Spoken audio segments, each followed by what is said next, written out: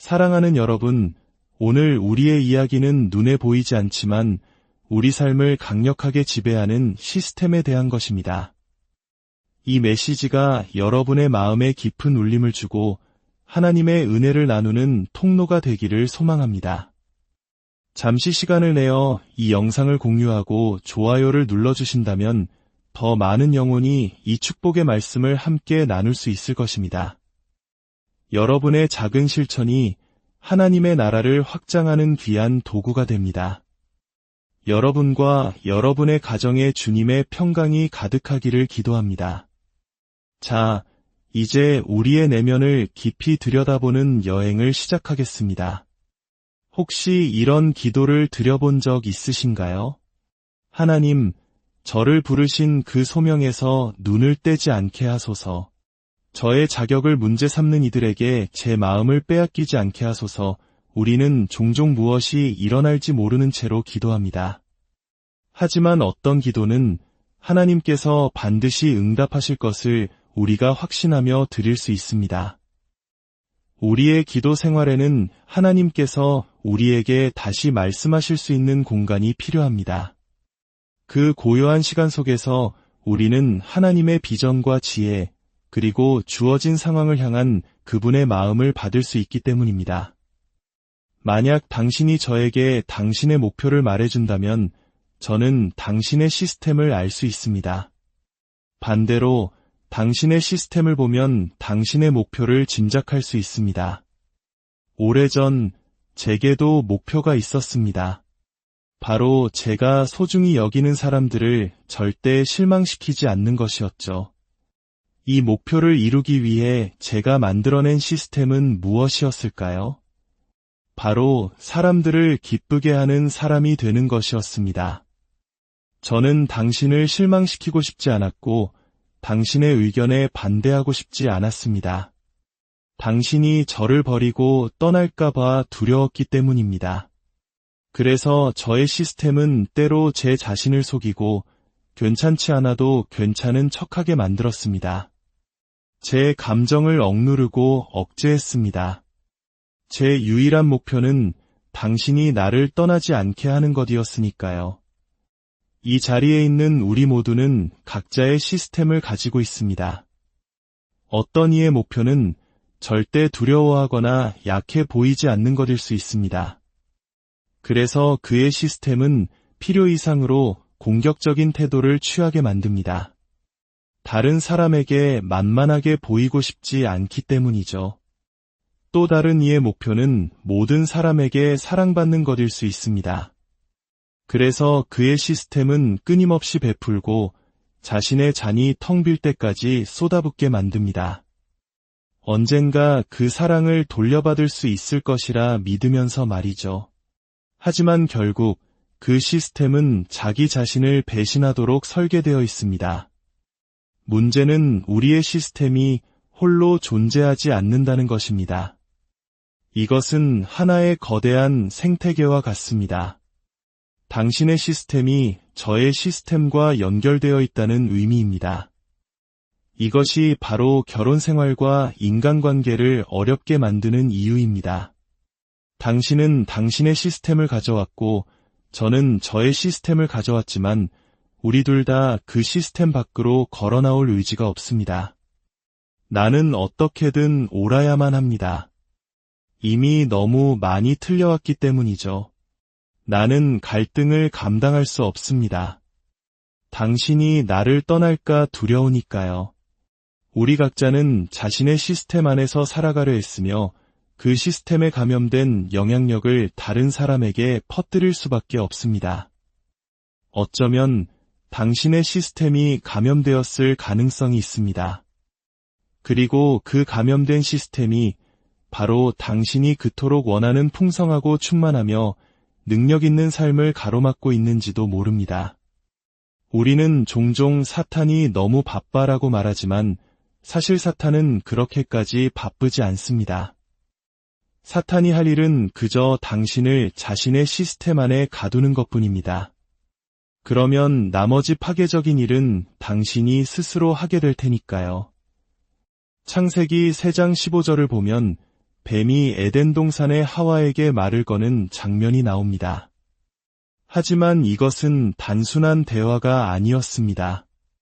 뱀은 하와의 마음에 의심의 시스템, 불신의 시스템을 심고 있었습니다. 우리가 끊임없이 하나님을 의심하게 만드는 시스템을 잉태시킨 것입니다. 그렇기에 우리는 성경의 다른 곳에서 뱀을 다시 볼 필요가 없습니다. 시스템은 이미 작동하기 시작했으니까요. 하지만 바로 그 장이 끝나기 전에 하나님께서는 뱀에게 말씀하십니다. 나는 너의 시스템을 알고 있다. 그리고 그 시스템에 맞서는 하나님의 약속이 선포됩니다. 내가 너로 여자와 원수가 되게 하고 내 후손도 여자의 후손과 원수가 되게 하리니 여자의 후손은 내 머리를 상하게 할 것이요 너는 그의 발꿈치를 상하게 할 것이니라. 사탄에게는 그의 시스템이 있지만 우리 하나님께는 그분의 약속이 있습니다. 문제는 이것입니다. 당신은 그 낡은 시스템에서 벗어나 하나님의 약속을 붙들고 그분과 동역하는 삶을 시작하시겠습니까? 사탄의 주의를 끌고 싶으신가요? 그렇다면 이렇게 선포하는 삶을 사십시오. 나는 이 시스템을 깨뜨릴 것이다. 당신이 시스템의 존재조차 인식하지 못하고 그 안에서 살아가는 동안 사탄은 당신에 대해 걱정할 필요가 없습니다. 하지만 당신이 이렇게 기도하기 시작할 때 하나님, 제가 이 시스템을 깨뜨릴 수 있도록 도와주세요. 바로 그때 지옥의 권세가 돌아보게 될 것입니다. 저는 불신의 시스템을 깨뜨려야 합니다. 하나님께서 말씀하신 나의 정체성 이하로 살아가는 시스템을 깨뜨려야 합니다. 저는 오늘 이 자리에 할 일이 없어서 온 것이 아닙니다. 저에게는 깨뜨려야 할 시스템이 있습니다. 우리 세대를 계속해서 아래로 끌어내리는 그 시스템 밖에서 살기 위해 몸부림치고 있습니다. 나의 어머니를 붙잡고 나의 아버지를 붙잡았던 그 시스템 밖으로 나오려 합니다. 나는 이 시스템을 깨뜨려야 합니다. 그때 하나님의 음성이 들려옵니다. 내가 균열을 내어라. 그러면 내가 그것을 완전히 부수어 버리리라. 예배는 시스템의 균열을 냅니다. 찬양은 시스템을 깨뜨립니다. 저는 더 이상 과거와 똑같은 방식으로 살아가지 않을 것입니다. 저는 다시는 제 마음을 빼앗기지 않을 것입니다. 저에게는 깨뜨려야 할 시스템이 있습니다. 너무나 오랫동안 길을 잃고 방황했습니다. 나의 자녀들이 나와 같은 싸움을 하지 않도록 내가 이 시스템을 깨뜨려야 합니다. 다음 세대를 위한 공간을 만들기 위해 내가 이 시스템을 깨뜨려야 합니다. 하나님께서 여전히 기적을 행하신다는 것을 그들이 알 수 있도록, 표적과 기사가 여전히 일어난다는 것을 그들이 볼 수 있도록 내가 이 시스템을 깨뜨려야 합니다. 저의 목표는 유명해지는 것이나 브랜드를 만드는 것이 아닙니다. 저에게는 깨뜨려야 할 시스템이 있습니다. 그래서 어쩌면 우리의 기도는 이렇게 바뀌어야 합니다. 하나님, 단지 목표를 이루게 해달라는 기도 대신 저의 시스템을 보여주세요. 그리고 그 시스템이 하나님이 주신 목표와 일치하는지 분별하게 하소서. 그저 무언가를 원하기만 하는 것으로는 충분하지 않습니다. 누구나 무언가를 원합니다. 하지만 나의 시스템이 그 원하는 목표를 위해 올바르게 설정되어 있습니까? 그리고 그 목표가 과연 하나님께서 내 삶에서 이루기 원하시는 것과 일치합니까? 하나님, 이 목표가 당신께서 제 삶을 위해 보시는 것과 일치합니까? 이것이 제가 원하는 것입니까? 아니면 당신께서 원하시는 것입니까? 만약 당신께서 원하시는 것이 아니라면 저는 기꺼이 저의 꿈을 내려놓고 당신의 뜻에 저의 모든 창의성과 정체성을 바치겠습니다. 저는 제 꿈과 너무 깊이 결혼한 나머지 하나님께서 제 삶에 행하시려는 위대한 일을 놓치고 싶지 않습니다. 이 목표는 세상 문화가 제게 심어준 것입니까? 아니면 가족이 제게 강요한 것입니까?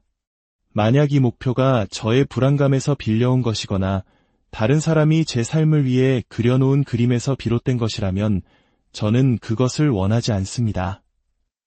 하나님, 제가 애초에 왜 이 시스템을 만들었는지 보여주시고 그것만이 유일한 방법이라고 믿었던 과거의 저를 치유하여 주소서. 시편 139편은 이렇게 노래합니다. 하나님이여 나를 살피사 내 마음을 아시며 나를 시험하사 내 뜻을 아옵소서. 내게 무슨 악한 행위가 있나 보시고 나를 영원한 길로 인도하소서. 단지 저의 시스템을 보여주시는 것에서 그치지 마시고 그 시스템 밖에서 살아가는 법을 가르쳐 주소서. 하나님께서 당신의 시스템을 드러내시는 것은 당신에게 수치심을 주거나 창피를 주기 위함이 아닙니다. 당신을 그 시스템에서 구출하기 위함입니다.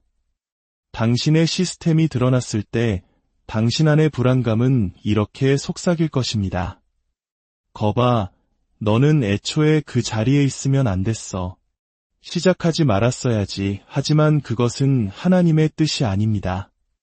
하나님은 당신을 그 시스템에서 해방시키고 싶어 하십니다. 당신의 시스템이 당신에게 불리하게 작용하고 있다는 것을 깨달으셨나요? 그렇다면 오히려 감사하십시오. 이제 당신은 그 시스템 밖에서 사는 법을 배울 수 있기 때문입니다. 압박감이 몰려올 때마다 포기하던 시스템을 가졌다면 이제 압박감이 가장 심할 때 오히려 그 어느 때보다 더 굳건히 서십시오. 소통하지 않는 것이 나의 시스템이었다면 이제 말이 나오지 않을 때 오히려 입을 열어 말하십시오. 상처받기 싫어 마음을 닫는 것이 나의 시스템이었다면 이제 나의 마음을 여는 연습을 하십시오. 저는 결단했습니다. 이 지긋지긋한 시스템이 대를 이어 우리 가족을 괴롭히도록 내버려 두지 않겠습니다. 수단과 방법을 가리지 않고 저는 이 시스템 밖에서 살아갈 것입니다. 하나님의 말씀을 내 삶에 선포하며 나의 잠재력과 기름 부으심에 연결된 모든 사슬을 끊어낼 것입니다. 사도 베드로를 보십시오. 그는 유대교회의 생태계를 뒤흔들었습니다. 사람들은 예수를 제거하면 모든 것이 끝날 것이라 생각했습니다. 하지만 베드로는 예수께서 이 땅에서 하신 일의 연장선이 되어 나타났습니다. 기적이 여전히 가능하다고, 표적과 기사가 여전히 일어난다고, 죄의 속박에서 자유로워질 수 있다고 선포했습니다. 우울증과 중독에서 해방될 수 있으며 치유받을 수 있다고 외쳤습니다. 당신은 누구입니까? 당신은 바로 이 세상을 뒤흔드는 파괴자로 부름받았습니다. 그래서 사탄은 당신이 하나님께서 당신의 삶에 행하신 일을 보지 못하도록 당신의 눈을 가리려 하는 것입니다. 당신의 눈을 가리면 당신의 입을 닫게 할 수 있으니까요. 하지만 저는 압니다. 하나님께서 저를 구원하셨습니다. 하나님께서 저를 만져주셨습니다. 저는 길 잃은 자였으나 이제 찾은 바 되었습니다. 저는 다른 사람에게 들은 이야기를 하는 것이 아닙니다. 제가 직접 경험한 것을 이야기하고 있습니다. 사도행전 4장의 순간 베드로는 과거의 익숙한 장면을 떠올립니다. 예수님과의 관계에 대해 추궁당했던 그날 밤 그의 시스템은 두려움 속에서 주님을 부인하게 만들었습니다. 하지만 그는 더 이상 그때의 베드로가 아니었습니다. 마지막 그 순간과 지금 이 순간 사이 마가의 다락방에서 놀라운 일이 일어났습니다. 성령님께서 그 방에 임하셨습니다. 베드로는 기다림의 시간을 보냈고 그의 옛 시스템이 있던 바로 그 자리에 성령으로 충만하게 채워졌습니다. 성령으로 충만해졌을 때 그는 담대하게 복음을 전할 수 있었습니다. 성전 미문에 앉아있던 안진뱅이를 보고 손을 내밀어 일으켜 세울 수 있었습니다. 당신의 옛 시스템이 있던 자리가 성령으로 채워진다면 당신은 주님을 위한 위대한 일을 행할 능력을 얻게 될 것입니다. 당신의 삶 자체가 살아있는 간증이 될 것입니다. 다시 한번 베드로는 궁지에 몰렸습니다. 하지만 이번에는 그의 옛 시스템이 나타나는 대신 성령께서 그를 대신하여 말씀하셨습니다. 압박의 순간 그는 시스템 밖에서 살기로 결단했고 하나님의 영이 그를 통해 말씀하시도록 자신을 내어드렸습니다. 우리는 우리를 미워하는 자들에게 할 말을 미리 준비할 필요가 없습니다. 하나님께서 당신을 부르신 일을 하다가 어려움에 처했다면 그 상황을 책임지실 분도 바로 하나님이십니다. 하나님께서 당신을 궁지로 몰아넣으셨다면 그분께서 당신이 멋지게 빠져나올 수 있도록 도우실 것을 믿으십시오. 베드로는 담대함을 위해 기도합니다. 담대함은 그의 옛 시스템이 만들어내는 두려움과 정반대의 것입니다. 그는 다시 시스템에 빨려 들어갈 유혹을 느끼지만 대신 기도합니다. 주여, 이제도 그들의 위협함을 굽어보시옵고 또 종들로 하여금 담대히 하나님의 말씀을 전하게 하여 주시옵소서. 그는 위협을 없애달라고 기도하지 않았습니다. 위협은 시스템 밖에서 살아가는 삶의 일부이기 때문입니다. 대신 그 시스템 밖에서 굳건히 서 있을 수 있는 담대함과 힘을 구했습니다. 성경에서 믿음은 들음에서 나며 들음은 그리스도의 말씀으로 말미암는다고 했습니다. 여기서 들음은 단순히 귀로 듣는 행위를 넘어 마음을 다해 경청하는 것을 의미합니다. 하나님의 말씀이 선포되는 자리에 있더라도 비판하거나 평가하려는 자세로 앉아 있다면 계시를 놓치게 될 것입니다. 하지만 당신이 누가 설교하든 누가 찬양하든 상관없습니다. 저는 오직 듣기 위해 왔습니다. 라는 자세로 나아간다면 주차장에서든 화장실에서든 당신을 위한 하나님의 말씀을 듣게 될 것입니다.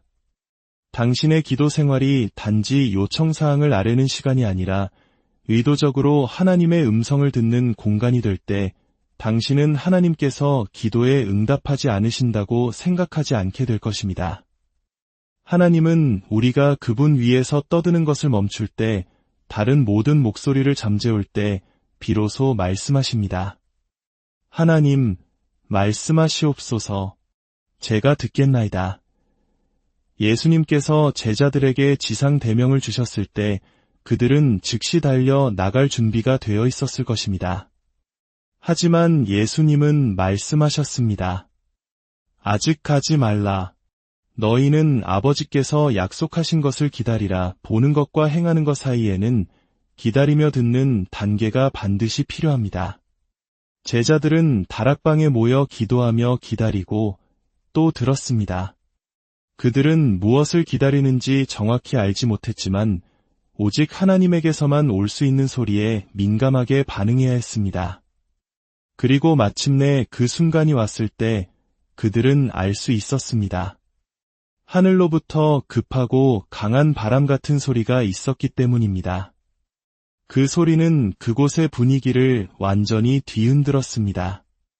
이것이 바로 하나님의 음성을 아는 방법입니다. 하나님의 말씀이 임할 때 그것은 당신의 영적 분위기를 뒤흔듭니다. 사탄은 당신이 당신의 소리를 내지 못하게 막고 싶어 합니다. 당신이 소리를 내지 않으면 돌파구를 얻을 수 없기 때문입니다. 생명의 능력과 사망의 권세가 혀에 있습니다. 누가 이 상황에 생명을 선포하겠습니까? 누가 이 어둠 가운데 빛을 외치겠습니까? 하나님께서는 당신이 가장 가능성 없어 보이기 때문에 당신을 사용하길 원하십니다. 가장 가능성 없는 사람이 언제나 가장 큰 소리를 내기 때문입니다. 가장 가능성 없는 사람의 변화는 오직 하나님만이 하셨다는 것 외에는 다른 어떤 설명도 남기지 않습니다. 당신이 스스로 자격이 없다고 생각하는 바로 그 지점이 하나님께서 당신을 통해 자신의 영광을 가장 크게 증폭시키길 원하시는 이유입니다. 사랑하는 여러분, 하나님께서 당신의 발을 어디로 부르고 계신지 저는 알지 못합니다. 하지만 이것 하나는 확실히 말씀드릴 수 있습니다. 당신은 존재하지도 않는 위협을 두려워하고 있습니다. 주님께서 이미 무력화시킨 위협을 걱정하고 있습니다. 두려움 속에 나아갈지라도 그 두려움이 오히려 당신의 관객이 될 것입니다. 하나님께서 당신이 그곳에 도착하기 전에 이미 모든 것을 예비해 두셨다는 것을 보여주실 것이기 때문입니다. 그러니 이제 우리의 기도가 이렇게 되기를 바랍니다. 성령님, 오시옵소서. 저의 낡은 시스템을 부수시고 저에게 담대함을 주사 오직 주님의 뜻 안에서 살아가게 하소서. 주님의 음성을 듣는 자에게는 세상이 감당할 수 없는 평안과 능력이 임할 것입니다. 여러분 모두가 그 음성을 듣고 낡은 틀을 깨고 나오는 자유를 경험하시기를